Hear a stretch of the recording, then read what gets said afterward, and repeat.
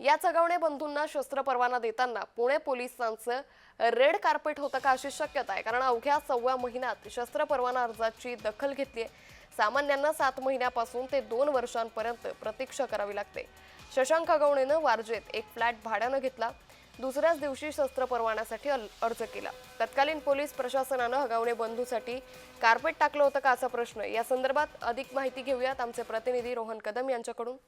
रोहन, अवैधरित्या शस्त्र बाळगल्याप्रकरणी या हगवणे बंधूंवरती गुन्हा दाखल आहे, मात्र आता पुणे पोलिसांचं देखील या प्रकरणी प्रश्नचिन्ह उपस्थित केले जात आहे। काय तपशील?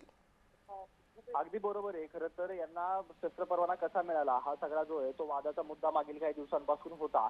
स्थानिक पोलिसांनी जो आहे तो यांना शस्त्र परवाना दिला नव्हता आणि शस्त्राची यांना काही गरज नाही अशा प्रकारचं मत देखील व्यक्त केलेलं होतं। परंतु सगळ्यात महत्त्वाचं म्हणजे आता जी काही माहिती मिळते ती समजते की वरिष्ठ लेवलला जे आहे ते अवघ्या 7.25 महिन्यामध्ये जे आहे ते शस्त्र परवाना अर्जावरती जी आहे ती कारवाई करण्यात आलेली होती। कारण का इतर नागरिकांना जर का शस्त्र परवाना घ्यायचा असेल तर जवळपास 7 ते 8 महिन्यांचा कालावधी लागतो, संपूर्ण प्रक्रिया जी आहे ती पार पाडावी लागते। परंतु हगवणे कुटुंबाला इतक्या लवकर कसा काय शस्त्र परवाना मिळाला, कोणी हे रेड कार्पेट हगवणे कुटुंबासाठी शस्त्र परवान्यासाठी दिलेलं होतं। तत्कालीन पोलीस प्रशासनाने हगवणे बंधूंसाठी कार्पेट टाकलं होतं का हा प्रश्न जो आहे तो या निमित्तानं उपस्थित होतोय। कारण का शशांक हगवणे यांनी वारजेत एका फ्लॅटचा भाडे करार केलेला होता आणि अगदी भाडे करार केल्यानंतर दुसऱ्याच दिवशी त्याच भाडे कराराच्या पावतीवरती जे आहे त्याला शस्त्र परवाना मिळाल्याची माहिती जी आहे ती सध्या समजते। त्यामुळे हा सगळा शस्त्र परवाना कोणाच्या माध्यमातून दिला होता, आयपीएस अधिकारी जालेंदर सुपेकरांचं नाव जे आहे ते यामध्ये चर्चेत आहेत, कारण का ते यावेळी